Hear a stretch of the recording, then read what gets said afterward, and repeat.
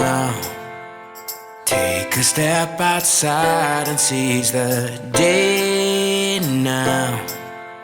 Set aside your worries, it's okay now. The sun is here to stay. Blue skies, feel the wind beneath you as you fly. Hey you guys, so I wanted to hop back on here and give you my third trimester recap a little bit early because I have a big procedure I'm going in for tomorrow morning and it could result in an emergency C-section. We're hoping it doesn't, but if it doesn't and things go normally, I have about a week and 3 days left before I get induced. So I wanted to, I'll give you an update video later if nothing happens tomorrow, but if I don't have a bump come tomorrow or the next day, I just kind of wanted to update y'all and give you kind of my recap of the last few weeks and months and this experience. So my bump is really big. I'll show you guys it at the end, but third trimester has kind of flown by. I think it's finally when time starts just whizzing by and there's so many things you want to get done before baby comes that it just seems like they're almost here. Now the last few weeks I would say drag on and on and on. They're dragging on particularly for me because we're in the midst of COVID right now, so I'm stuck at home pretty much on self-quarantine because of the baby. Regardless, the beginning of third trimester I would say was really good for me. So the beginning of it was almost like the end of second trimester. Second trimester was my happy place. So first trimester was really hard. I had horrible morning sickness and just pelvic pain, not pelvic pain, but round ligament pain, morning sickness, all those things, couldn't sleep. So that was rough. Second trimester came, I was able to work out, I felt great. I was going to the gym 4 times a week. It was so different. The morning sickness went away, just was cruising through life, had so much more energy, all of this. Third trimester hit, and I would say the beginning of it was really good. I would say week 34, I started getting really tired again. First trimester, I don't know about you guys, but there were days where I just felt totally drained. I would sleep, and then I would wake up, and I would be oh my gosh, I cannot work today. I can't do work, go to work, any of those things, was just out.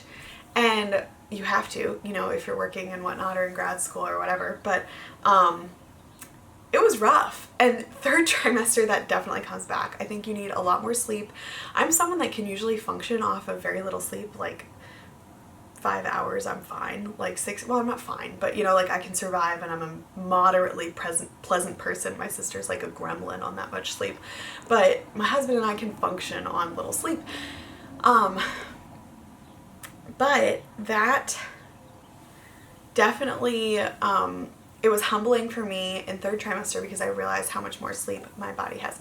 I also became more forgetful, if you haven't noticed. I've had a million concussions and TBIs and brain bleeds and stuff like that, so I'm already a little forgetful, but pregnancy definitely makes you more forgetful, partially because my head is spinning right now with things that I need to get done.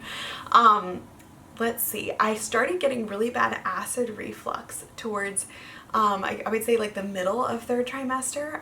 It was bad, it was definitely present throughout my pregnancy, but I would take Tums, and I would take, up to the max dose of Tums a day, and it was manageable. Third trimester, it came on I cannot even tell you. So especially when I would go to sleep, and I have a couple recommendations for you guys on things. If you're having trouble with acid reflux or burning, I mean literally I went into the OBGYN one day just so you realize how bad mine was, and I'm not making this up. I literally asked her, I thought my esophagus was being burnt through by hydrochloric acid. It was horrible.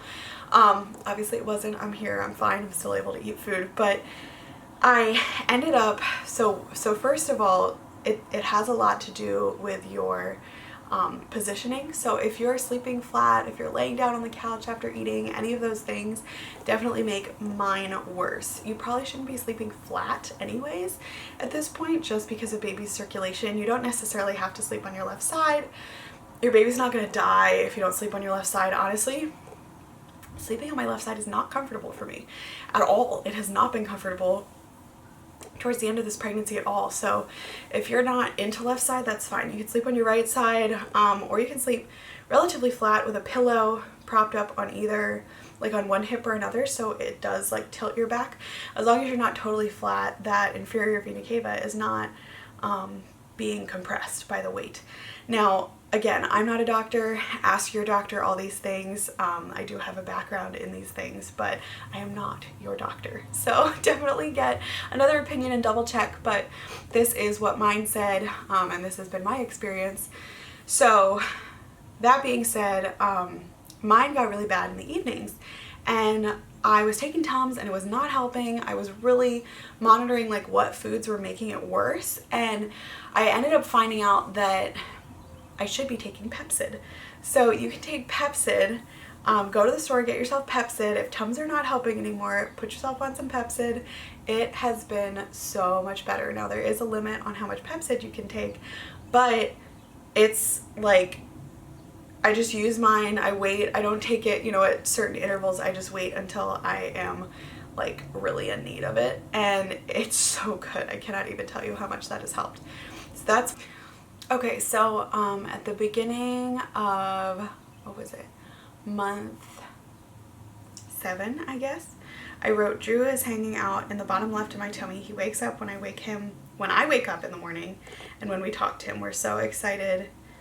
And today Mike told him that our hearts are so ready for him to be here, but that he needs to stay in for a little while. The baby was definitely hanging out. I could tell at that point. You can feel kind of their head or their butt, the round parts of their body, where they're hanging out. So he hung out in the bottom left of my tummy like since month 7, I guess. Then later in that week, I wrote lots of pelvic girdle pain. So I started having like a tremendous amount of pelvis pain, and it wasn't like uterus pain, it wasn't my vagina, it wasn't below my belly button, anything like that. It was different than the round ligament pain, and it literally was like my pubic bone felt like it was broken, or like my pelvis was broken. And I went into the OBGYN and talked to her about it, and we think that relaxin just released in my body really early.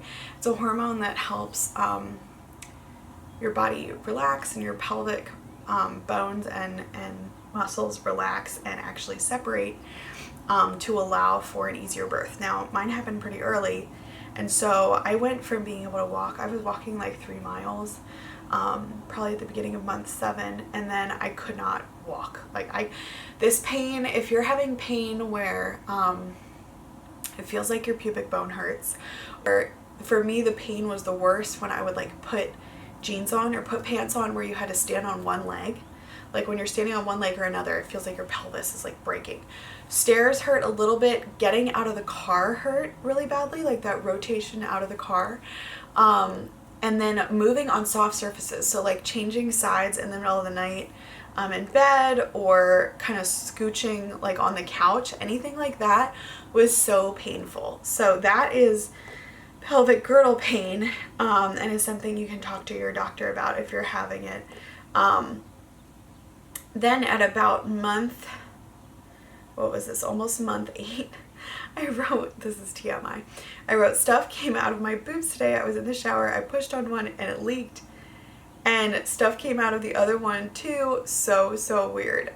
This was like bizarre to me, and I thought I was imagining it, so I pushed on the other one and stuff came out of that one too. Not a ton, but it was weird, man, like very strange. So that happened. I definitely started having more lower back pain, I would say week 35 and 36 of the 3rd trimester. Before this, I really wasn't having back pain. I had a horrible time with back pain earlier in the pregnancy, like really bad sciatica in the beginning, and I haven't really been having horrible sciatica, even though I thought I would with the added weight, but I didn't. I didn't get stretch marks until week 36. I've been putting Burt's Bees belly butter on my tummy and my like sides of my tummy and my boobs when I remember, since the beginning of pregnancy, and I really don't remember that often, but I did get stretch marks finally. Week 36, they appeared on my hips, like my love handle area. So I do have pretty nasty stretch marks on both sides where my love handles are, and yeah, was not happy about that, but my husband was like super sweet about it, and I don't think, he was like, I didn't even notice them, and I definitely noticed them. But yeah, so this did finally appear. I still don't have any on my tummy. My belly button still is not like totally an outie. I would say it's like stretched all the way to where you can see the back of it, but it's not an outie yet for some reason. Days decided to join us for this pregnancy update. Yeah, you did. So I'm trying to think of what else has been going on. My rosacea has been horrible. Oh yes, your breath is stinky. Your breath is so stinky. So my rosacea has been like horrible thus far. It's gotten worse. I would definitely gotten worse. Not a lot of things that will cover it up at this point. But other than that, I've been eating. I would say the biggest difficulty during third trimester has been constipation. I have been super constipated. I've been taking fiber supplements for this. I don't take laxatives or anything like that because it actually really upsets my tummy. You can take, I think it's called Senil, and it's a natural laxative, but I haven't been taking that because it makes me really sick. So I have a very sensitive stomach in that regard. Other than that, I eat like everything. But I decided not to take that. I've just been taking the fiber supplements, kind of like Metamucil basically. So Metamucil type stuff, and that has been helping me, but there were definitely days where I remember we were at Applebee's and I got like an Oriental grilled chicken salad, and I was so hungry. Like I'd eaten no breakfast. It was 2 p.m. or 3 p.m. or something. I was starving. You're being such a ham, Daisy. You're being such a ham.